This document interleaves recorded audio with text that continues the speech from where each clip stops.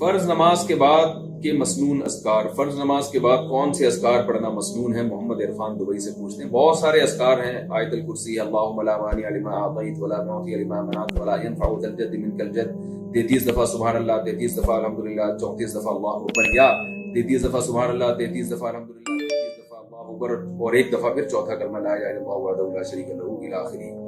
اسی طرح اور بھی مسنون اذکار ہیں، یہ تو بہت لمبا آپ نے سوال پوچھ لیا، تو کوئی بھی ذکر پڑھ سکتے ہیں۔ بہت سے علماء کی رائے یہ ہے کہ یہ سارے اذکار نبی نے ایک ہی ٹائم پہ نہیں پڑھے، بلکہ کبھی کچھ پڑھے ہیں کبھی کچھ پڑھے ہیں۔ تو اس لیے جو فتویٰ ہمارے ہاں دیا جاتا ہے وہ اس پر دیا جاتا ہے کہ فرض نماز کے بعد آپ صرف اللہم انت السلام پڑھیں، کیونکہ ایک صحیح حدیث میں یہ بھی آتا ہے کہ آپ صلی اللہ علیہ وسلم فرض نماز کے بعد صرف اللہم انت السلام کے مقدر بیٹھتے تھے، پھر کھڑے ہو جاتے تھے۔ تو اس لیے بہتر یہ کہ آپ اللہم انت السلام پڑھ لیں، پھر سنتیں پڑھیں، سنتوں کے بعد پھر آپ باقی تمام اذکار ڈیٹیل سے کریں۔ اس پر مزید دلائل میں انشاءاللہ کسی اور کلپ میں ریکارڈ کرواؤں گا، کیونکہ اس میں بھی علماء کی دو رائے ہیں کہ بعض علماء کہتے ہیں کہ تفصیلی اذکار جو ہے وہ فرض کے بعد کرنے چاہیے سنتوں سے پہلے، اور بعض علماء کی رائے یہ کہ نہیں، مکمل سنتیں ہونے کے بعد وہ تفصیلی اذکار کرنے چاہیے۔